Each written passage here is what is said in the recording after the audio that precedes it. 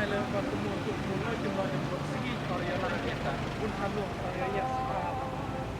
เกี่ยวกับบุญทานหลวงภาพบรรยากาศเราจึงมาเมื่อตัวตุนคนเยอะแยะสิ่งกับมือที่สองเมื่อวันที่6เดือน11ปี2019ต่อระยะเวลายังต้องมีอย่างบุญทานหลวงที่มาตรงนี้ละมอนแต่ละจุด